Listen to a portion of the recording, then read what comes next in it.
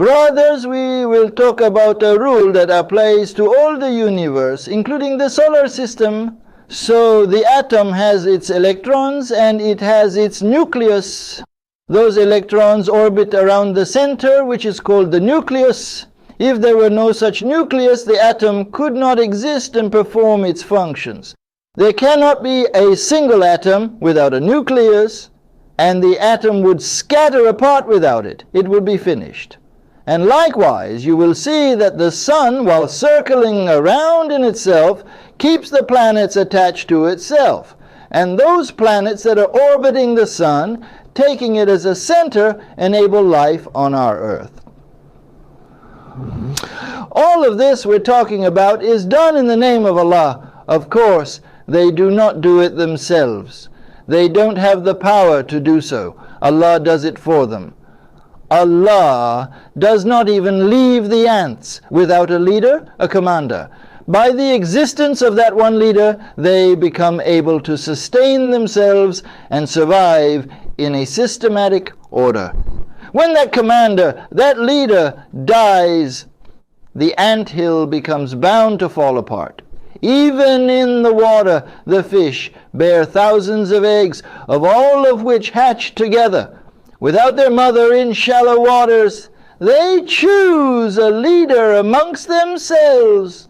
Among those several thousands of young fish, although they don't have either of their parents with them, comes one youngling forward to lead the rest. In other words, leading from a single center is part of the divine law. This is a system that is prevalent throughout the cosmos.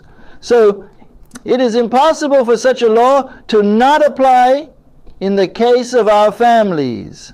Allah made this divine law a must-have principle for the family life of the human as well. He made this an indispensable rule for us. So, it is essential.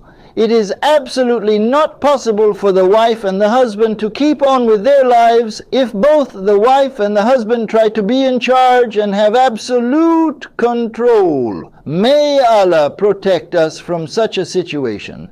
Allah gave frailness to women so that they may submit and accept to be led, and He gave the men strength and reason so that he may lead. At this point, if the husband uses the strength of his leadership for the benefit of the family finds peace and felicity, and the happiness of the family perseveres. If the wife uses that frailness to submit to the head of the family, the unity and the togetherness continue. However, pay close attention here. If that man uses his strength for tyranny against his wife or his children, and if the woman uses her frailness to take advantage of her husband, and if she attempts to cause devastation, if she shows aggression in order to make power plays, and if she constantly opposes her husband, then all that peace and happiness go away.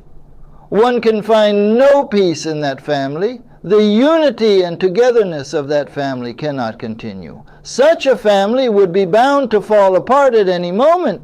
May Allah preserve and protect all families, and especially all families of true faith, from such devastation.